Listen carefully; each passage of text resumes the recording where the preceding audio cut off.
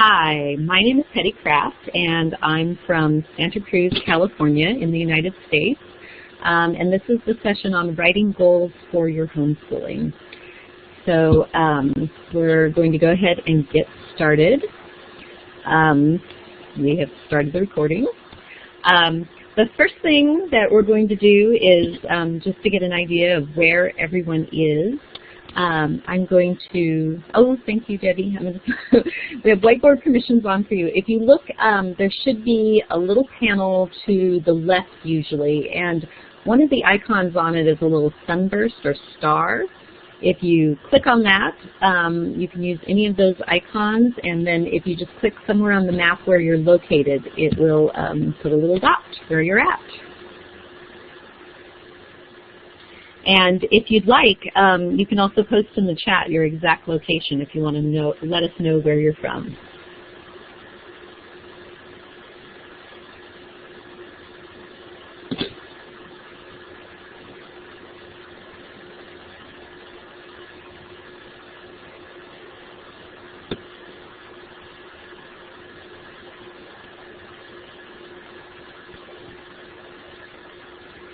Yes, I'm from Texas. That's where I was born. I've long since lost my accent, but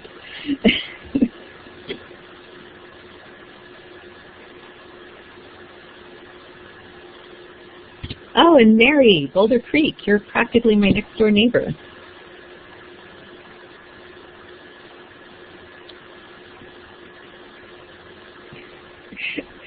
Steph, the y'alls come in every once in a while.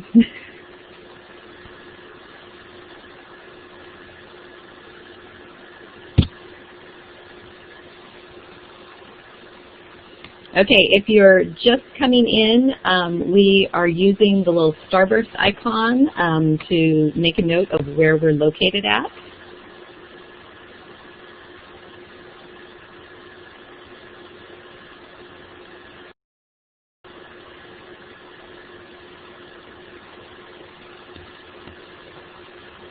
Okay, I'm going to move on to the next slide. We'll skip that one. Okay, this is the session about writing homeschooling goals. My name's Heddi Craft.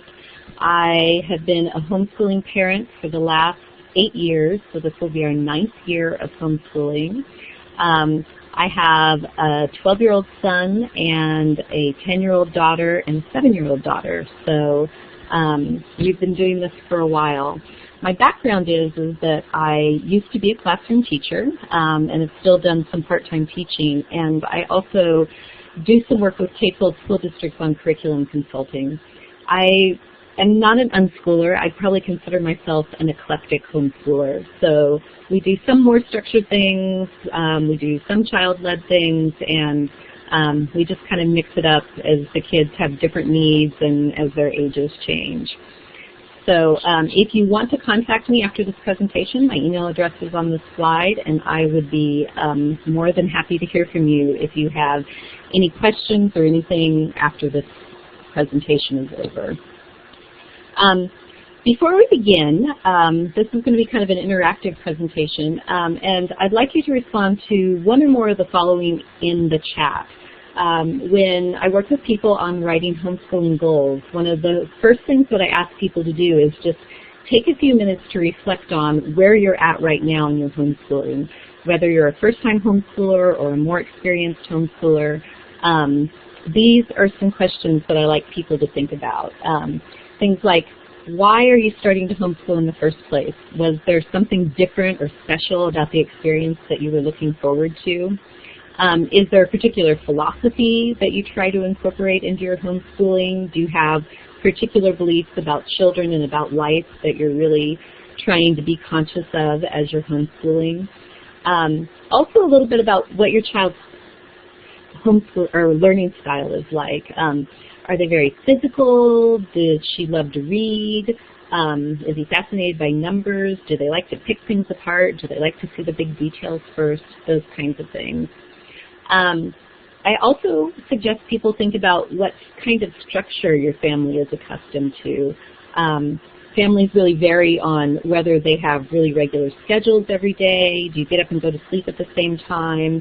Do you tend to be morning people or evening people? Those are the kinds of things to think about as you're writing your goals. Another thing is, what's your child doing and learning right now that's really exciting? What mistakes do you notice that your child's making that kind of show that they're trying to figure something out? What do you notice that they can do independently now, and what do they still need assistance on? If you have been homeschooling already, giving some thought to what curriculums and resources you've used before with success and what kinds of things didn't work for you. Whenever I'm thinking about goals for an upcoming year, I also kind of think about what's coming up in our lives in that next year. Is there a new baby, a big trip? Are you planning to move?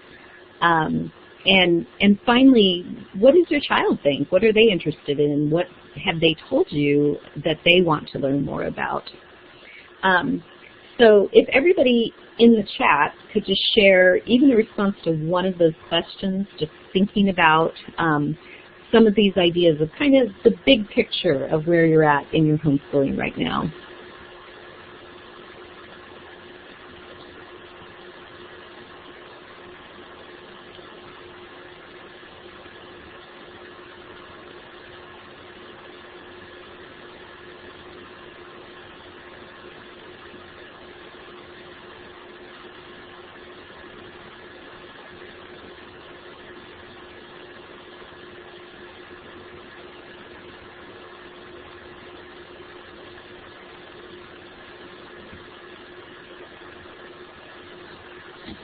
Welcome, Julie. I have asked everyone to respond to one or more of these questions in the chat.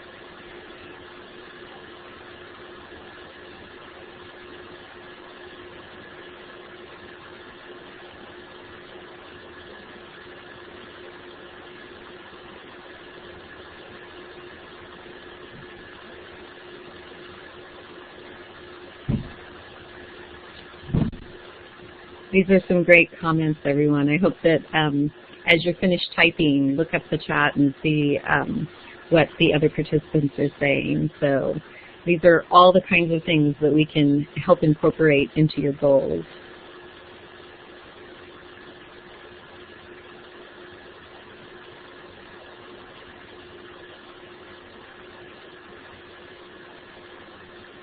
I like that, Mary. I wanted to help him realize that learning is fun.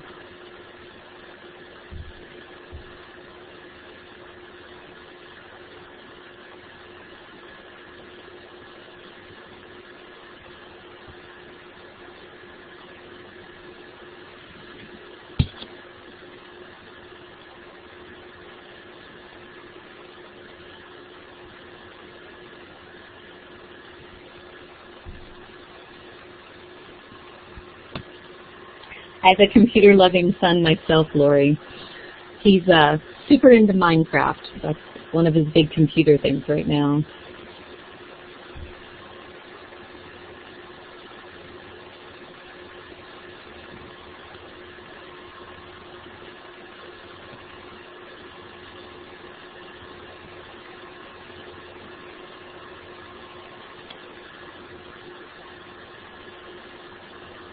Okay, I can see that several of you are still typing, so I'm going to give you just a minute to put those last few ideas up in the chat.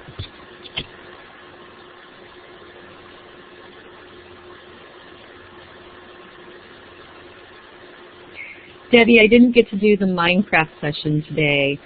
My son has been super into it, and he's even developed his own texture packs for Minecraft and his own skins that he's put up and has thousands of downloads. It's kind of amazing to me.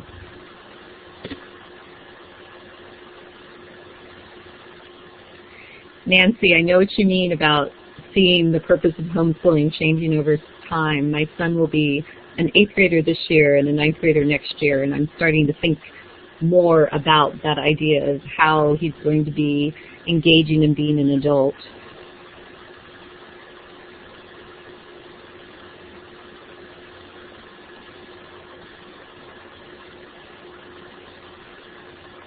Yes, Debbie, the Minecraft session is recorded, so we'll totally be able to watch it later.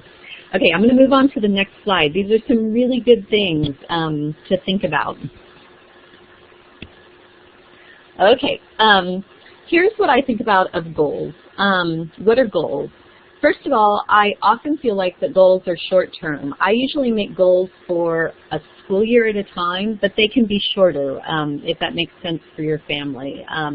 They could be for your first couple months of homeschooling, for that first half year. So they're usually a year or shorter.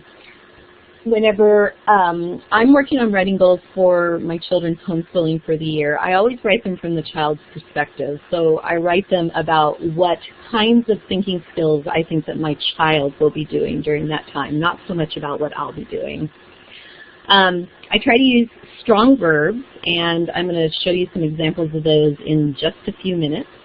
And for each of my kids, I usually write 3 to 10 statements, oftentimes less when they're younger and a few more when they're older, but it's usually somewhere around 8 for each child. And when I write goals, I think of them as the big ideas of what we hope to accomplish during that year. When they were very young, I kind of had strong ideas of my own about what I thought that we should accomplish in our homeschooling, and more as they grow older, I've been turning that over to them more, and we've been writing these goals as more of a collaborative process. So, but whenever I write those goals, I think of them as that big piece, kind of the big master plan for the year for that child. These are some reasons that I like to write goals. First of all, I think they help me direct my curriculum choices. I live in an area that has a really rich amount of activities that we can do as homeschoolers. We're really lucky here. And so there's so many things to do that you can almost get that flea market frenzy going on, where you feel like there are so many things and you just want to do everything. So I find that having goals and thinking about what the big things are that we want to work on for a year helps keep us from trying to do everything just because we can. So it helps with that decision making. There's also often those times where I'll see, fabulous resource materials of different sorts, and having some goals in mind helps me make some decisions about where to spend my money. I also find that it helps me to guide my time, to think about what's really important that we're doing for a year, and help balance the amount of time that we spend on different activities. I kind of think of goals as driving directions in a way. And in that sense, they're sort of like the driving directions that you get from Google or Yahoo Maps or something that, they seem to be the best thing to do, but you always have to look out for road construction, or you have to look out for unexpected changes in the roadway. So, but in general, they help guide us for how we spend our year of homeschooling. So in that sense, in the same way as driving directions, they're flexible. You can change and adapt them as you need to. So a lot of the things that you all have talked about in the chat is things that you're thinking about at the beginning of this year, things that may be really important right now, but by December or January, they may become less important, or what your big emphasis is may change. And so I always try to revisit our goals in a, is there something we need to change, a couple of times a year. Okay, So I'm just going to walk you through some ideas about steps to writing goals. And these are some things that often my homeschool parent support group does every year. We usually do a goal writing day about once a year where we all sit down and we kind of do this together and get to chat with each other. The first thing is to gather information, thinking about those questions that were on that early slide that I asked you to respond to in the chat. Looking at that and just thinking about what's the big picture for the year. If you're a new homeschooler or you favor a more structured approach, there's a lot of different kind of scope and sequence lists out there that you can look at. It turns out the link that I have here for the World Book is not the right one, so I'm going to put the correct one in the chat. World Book for a long time has kind of had what they call a typical course of study for each grade level that gives you an idea of what topics are taught in each subject area for each year, and it's free. It's a great online resource. I also completely adore Rebecca Roop's book, Home Learning Year by Year. It's a little older now, but it's great because it lists different skills that typically happen in each school year, but what's really nice about it is for almost every one, she gives a website or a print resource or even sometimes a game or a kit that would really help you with that skill. And some of those are out of date now because the book's a little older, but they're still really useful. If you live in a state where your homeschooling has to line up with your state standards, then those can also be used as a resource. I also know a number of people who like to look at the lists in the book, The Well-Trained Mind, as a resource idea.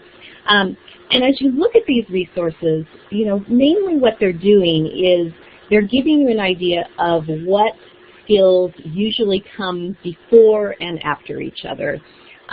So I do not necessarily stick to my child's grade level, but just think about, okay, if my child can add one-digit numbers, what comes next? What's the big idea that we need to study next? So those are some possible resources if you're looking at that more structured approach.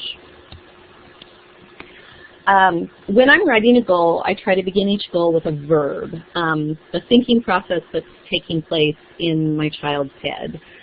Then I follow that verb with a topic area, a skill, a tool, whatever else you need to add that describes that concept.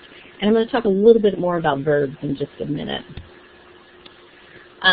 Like I said before, usually I write 3 to 10 goals, and those goals are kind of answering the question, what are you doing this year in your homeschooling?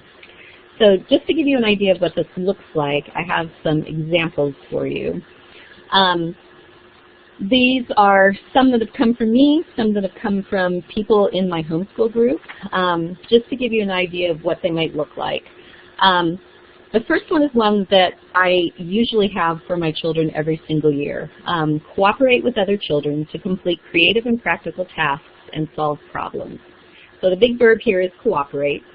And I belong to some homeschooling classes, and we belong to an independent study program in our area. And the main reason that we do those things is because I really feel like a lot of times there's things that we do better when we're together. And so I always want my kids to have that opportunity to work with other kids on both creative and practical tasks and problem solving. So this is one that I've used every single year with my kids, no matter what their age. The next one's one that I've also used almost every year. Express ideas creatively through art, music, storytelling, bookmaking, performance, movement, etc. So express is the verb here that I'd like to see them sharing out the kinds of things that they're thinking. And creativity was a really important reason that we started homeschooling. So this is a goal that kind of crosses all subject area boundaries and helps me keep that big idea in mind. The next one is one that I have used with one of my children whenever they were younger, in kindergarten and first grade. Explore the natural world and other cultures. This was just kind of a catch-all for science and social studies kinds of things that we wanted to do. that my oldest, whenever he was little, was really interested in nature. He was really interested in learning about other countries. And I didn't have any specific ideas in mind, but just knew that that was something that I wanted to nurture his exploration of, to take sort of an unschooling approach to. And so this is the goal that I wrote to help with that. I have a few more examples for you. Here's some really specific ones. Create and describe mathematical patterns and use manipulatives to solve problems. This is one that I used with my daughter whenever she was fairly young, and she was really still thinking about patterns and needed a lot of manipulatives, like physical things to work with to help her figure things out. So create and describe. The next one is one that I have used whenever we were working on handwriting. My oldest really needed, at one point I realized one year that we really needed to focus on handwriting that year. Use upper and lowercase letters and numbers using proper strokes and grip. So this was just overall, this is a big thing we want to work on this year, is helping to create those letters in the right shape, hold the pencil in the right way. The next one came from a friend of mine who homeschooled, and one of her goals was for her children to become bilingual, and she was actually becoming bilingual at the same time. So she wrote this one in one of our parent meetings, saying use present and past tense verbs in Spanish. Her children were using present tense verbs fairly consistently, but only a few of them, and she really wanted to help them develop their ability to talk about things using those past tense verbs too. The one on the bottom was my son's last year, solve problems using algebra. We were using the Art of Problem Solving curriculum, and that's really what it's all about. So I just had this very simple one for us for algebra for last year. The next one came from an unschooling family who came to one of my goal writing workshops one time.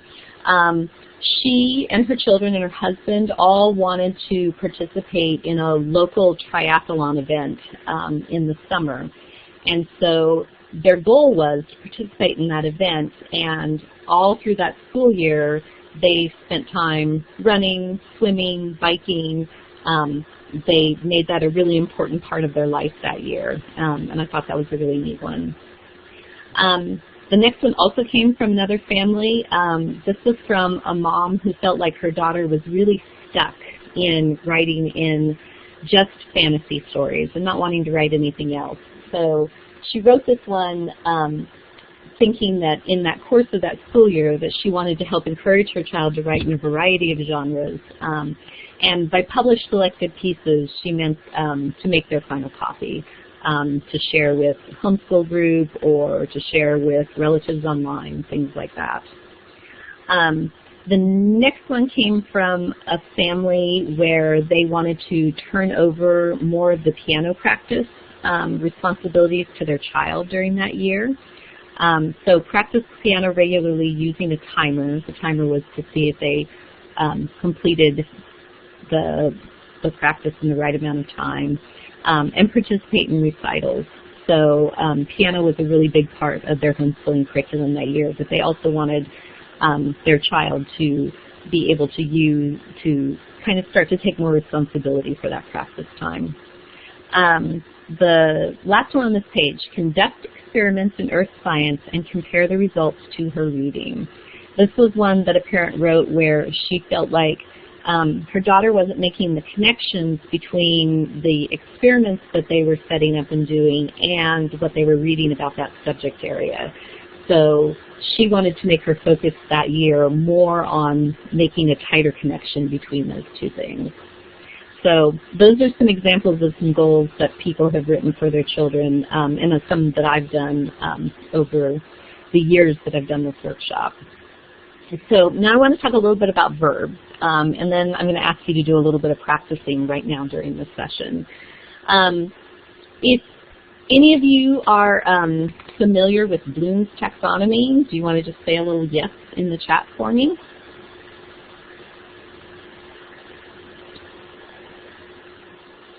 Okay, a couple of people are. Benjamin Bloom was an educational psychologist, and in the 1950s he developed this list of verbs to describe cognitive skills. He also had a great list for affective skills as well. He decided to order from relatively simple thinking to more complex thinking, and since then they've been revised slightly from his original. And so this isn't a complete list by in any means, but I find it helpful to think about kind of these different levels of cognitive thinking that you might do as I'm writing verbs. So this first set is remembering verbs. They're words that you might start with to write a goal where your goal is about memorizing and recalling information. I find I don't use these that much on our goals because although we may do some memorizing and recalling information, that's often not a big thrust for my entire school year. The same with understanding verbs. Understanding verbs describe situations in which the learner has to explain an idea or a concept. So you saw a few examples of these in the goal examples that I showed you earlier. So these do come out sometimes where we want kids to be able to explain things over time. If you're doing a classical homeschooling style and you're doing a lot of narration, verbs that describe understanding might be ones that you might use on a goal. Application verbs. Starting here is where we get into the verbs that usually have kids really manipulating information in a new way. So applying verbs ask the learner to use information in some kind of new situation. They're constructing, they're making, they're demonstrating, they're using. You saw the word use a couple of times, and participate in the goals that I showed you earlier. Analyzing verbs are thinking about likenesses and differences between two or more areas. So these are some possible ones that you might use if that's the idea that you're trying to get at. Evaluating verbs are about where your learner has to justify a decision or make a stand. So these are ones where when you're asking your kids to debate or critique or evaluate, these are the kinds of verbs that you would use then. And finally, some of my favorites, the creating verbs. One of the great things about homeschooling is we have so many great opportunities for our kids to express themselves in really complicated ways. It doesn't have to all be in worksheets because we have one or just a few kids who we're working with at a time, and so we really have time to dig deep with them. So I find myself often using these creating verbs as the big idea of what I'm hoping we'll accomplish for a year. So these are places where your child's developing a new something, a new point of view. They're really exciting ones. Does anybody have any questions at this point? If you do, just pop them into the chat and I will try to respond to them.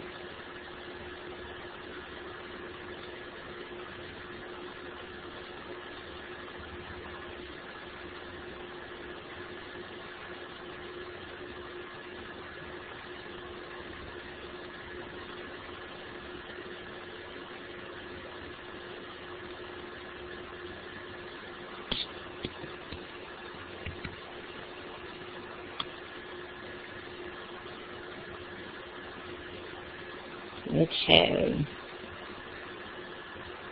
I can see Julie's typing. Julie, when you get your question up there, I will answer it. I'm going to go to this page for the moment. So what I would like you to think about, and if you guys are all willing to play along, is I would like to have you take a turn at writing a possible goal for your homeschooling this year and sharing it with us. So there are two ways that you could do this. One is that you could write it and put it right in the chat.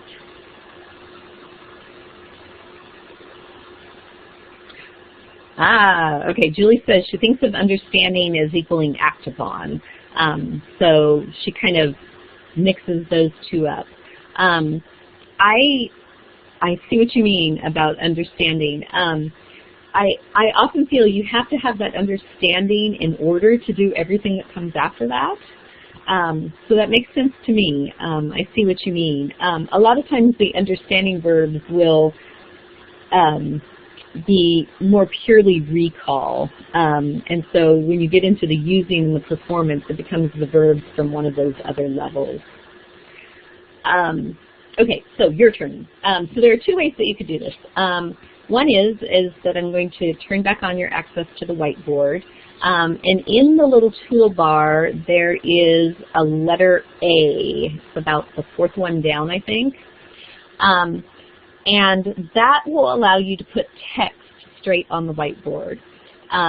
So what I'm hoping is that each of you will come up with one or a couple of goals that you might use for your homeschooling this year and share them with us. So you can either do that by clicking on that A and then clicking on the whiteboard, and then it will create a text box that you can start typing into to put your goal on. And once you're done typing, you can use the arrow key at the top of the toolbar, and if you need to move your typing out of the way of someone else's, you can. The other place that you could put a sample goal that you're thinking about doing is right into the chat. So what I'd like to do is just give you a couple minutes to think about a possible goal that you might have for your homeschooling this year. And if you're willing to share, either share them directly on the whiteboard or in the chat area. And if you have any other questions along the way, then just type them into the chat and I will see what I can do to help you.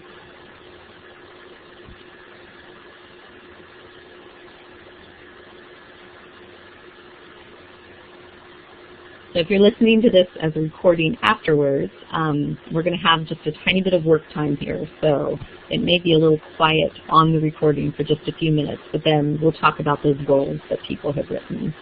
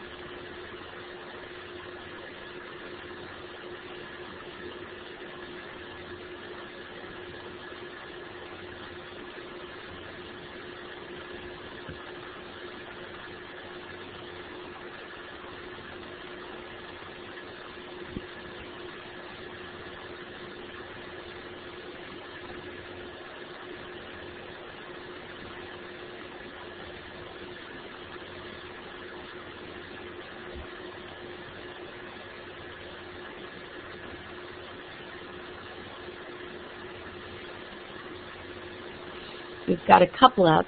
Does anybody else want to add one?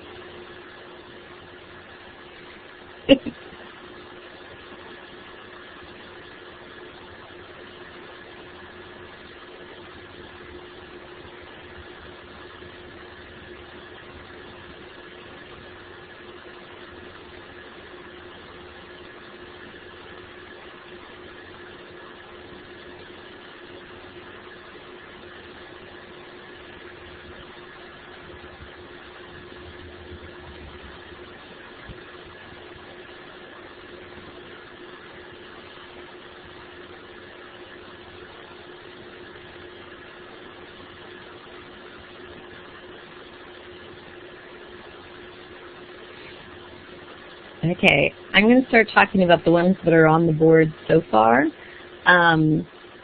So keep adding them, and we'll keep talking about them here.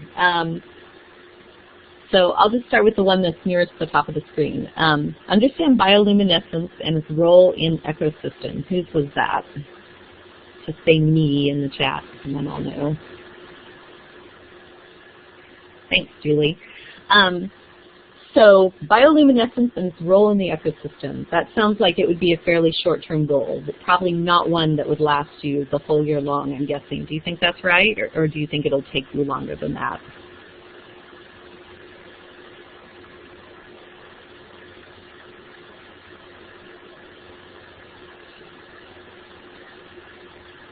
my guess is that, oh, there you go, perfect. Thank you, Julie. So one thing that I would think about in this goal is how will you know that they understand it? What are you hoping that they'll do to show you that they understand that goal, or to understand bioluminescence? For instance, do you want them to be able to explain it, or do you want them to be able to create a project that demonstrates it? So rather than using the word understand, which is pretty vague, I would probably try to change that verb to something where it would show more actively what your kids will be doing with that concept, if you can think of one. Explore mathematical principles in nature. Who had that one? Thanks, Debbie. That's a great one. Have you seen the Vi Hart videos about this topic?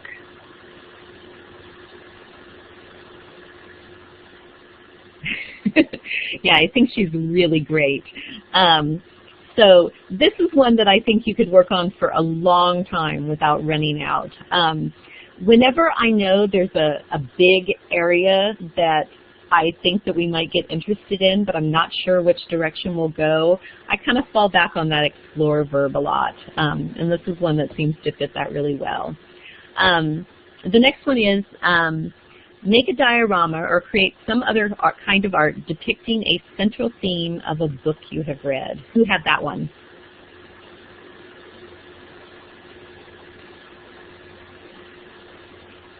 Thanks, Mary. This is a good one too. If the idea is that you want to think about central themes of books over the course of the whole school year, then you might make it possibly a little more general. Something like create projects that depict the central themes of books we've read, or create projects that explain various literary devices for that book, something like that. This one will take you for a short term, but you could totally broaden it to make a long term. So, and that idea of thinking about books is a really great one. Let's see. Understand and demonstrate the connections between physical fitness, health, and thinking and learning by, whose is that one? Julie. Great. This is a great one. And again, the understand verb is really vague, so I always think, how am I going to show my kid, how will I know that my kids understand it? What kind of thinking process, what kind of change in behavior? And in fact, this one might be a great one to, demonstrate the connections between physical fitness, health, thinking, and learning by changing the way that they eat and exercise and talk about their bodies, or something like that. So, so that's another really good one, and I can see that one being something that you would touch upon all year long. So it makes a great long-term goal. Let's see. Lori has one in the chat. Memorize the days of the week and identify them each day on a calendar. That sounds like a great one. If your child gets to that point, that one's pretty short term. It may be also that you will want them to also be able to identify days that come before and after a certain day. Or it may be that you want to expand it into months and years as time goes on. So these are some great goals. Does anyone else have one that they want to share? Either on the whiteboard or in the chat?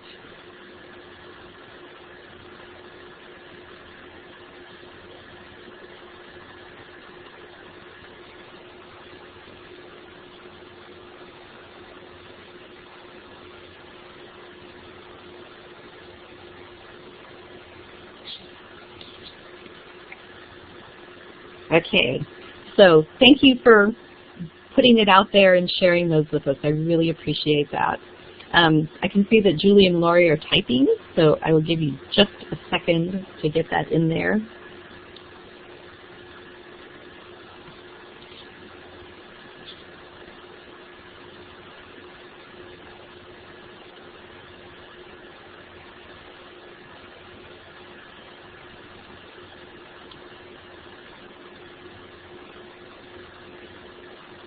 Okay, and while they're typing that, I'm going to go on to kind of my last big slide here about thinking about goals. Here's some things that I use goals for, and my friends and my parent support group use goals for. One of the things, ooh, okay, hold on a second, Julie, and I'll answer that question in just a second. One of the things that I like to use my goals for is thinking about my practice with my friends.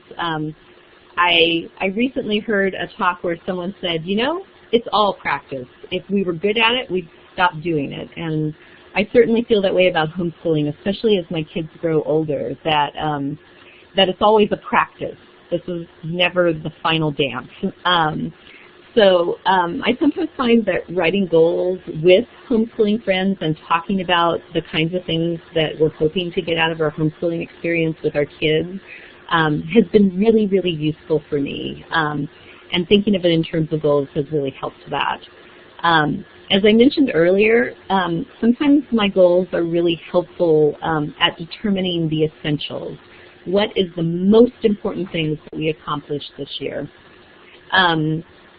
Also, deciding on enrichment activities. Like I said, we live in a really rich area, and so helping to plan our enrichment activities helps us a lot to have some big goals in mind. I also find them useful in planning our time. After I've sat down and I've written some goals for our family, then I'll start to think about, well, how much time are we going to spend on this? Are we going to do it 15 minutes a day, once a week, when it comes up, that it's something we'll do big and then it will just be incidental? Is it going to be part of our weekly schedule every week? All those things, having my big goals down kind of help me figure out how we're going to use our time during the week. Also, it helps guide my curriculum choices. When I see that big, great curriculum at a conference or something, I can say, hey, is that going to meet goals for anyone this year? Is that something I want to save for next year? They really help me with that. Finally, I find sometimes you kind of get in the dumps with homeschooling, that you feel aimless or you feel like things aren't going right. And so sometimes revisiting my goals and sometimes changing them to better meet our current needs helps me find my focus in our homeschooling. Julie asks what I've seen in terms of advancing a second language, that they are coming from a bilingual school and they want to continue, but how to frame it. So I had that one example from the homeschooling family that was really working on becoming bilingual. That what they really did, Julie, was that mom really looked at what kinds of skills are my kids starting to use but confused. And that's a really great point to write a goal, because when kids are starting to try to use something but they are confusing it, that's a place where they are ready to learn. So one of the things I would think about maybe in a goal for continuing a bilingual experience is, what are they using when they're speaking in that target language but are confusing a lot, or just trying to use, or what pieces do stop them from communicating as well as they want to. Also, Julie, if you're coming from a bilingual home, one of your goals might be having something to do with finding opportunities for your children to be using that second language regularly. Will you participate in a bilingual playgroup or something like that? Might also be another possible goal. Does anybody else have any questions?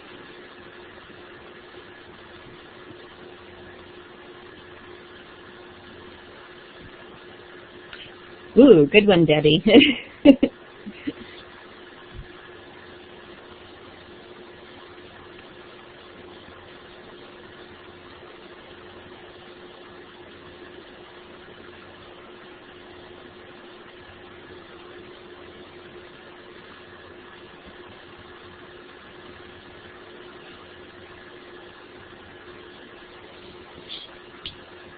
Any other questions from anybody? Okay. Thanks, Debbie. I'm kind of a Bloom's taxonomy fan myself. At least what I like about it is that it helps me structure my thinking about the different ways that you can learn.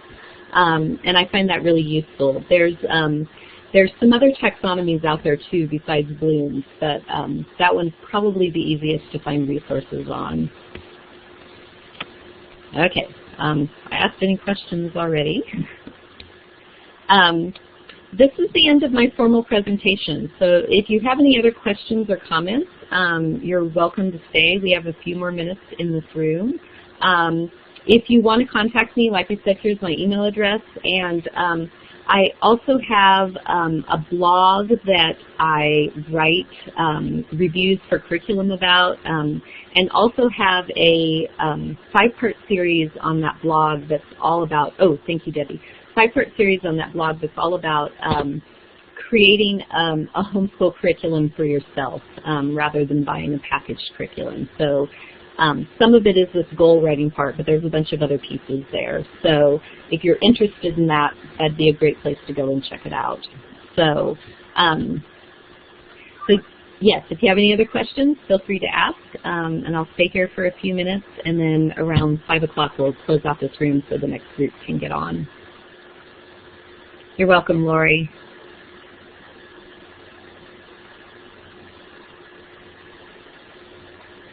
You're welcome, Mary. So, and Mary, if you don't know about the Discovery Learning Center in Santa Cruz, you should come check it out. It's dlcsantacruz.org, and we do lots of classes and volunteer-led activities and things, and we have a huge resource lending library here in Santa Cruz. So if you want to check that out, please do. Julie. Yes, I do revisit my goals over the not school year. We often, my family, we kind of homeschool year-round. We kind of think of it as a lifestyle rather than something that is outside our lifestyle. So actually, we have our goals taped up. We have kind of an area where I keep all the kids' homeschooling things, and I have each of the kids' goals that we've decided on together taped on the wall right next to their materials. So I revisit them quite regularly, but look at them closely a couple times a year, usually in January with the new year, and then often again in June after our official independent study program has ended. And that kind of helps me think about, oh, what do we still want to work on, you know, over the summer before the next official school year starts. So, Carla, that's totally fine. You can revisit this whole talk on the recording if you feel like you missed things. And I have done my share of coming to these kinds of talks and trying to do 2 things at once, so that's great.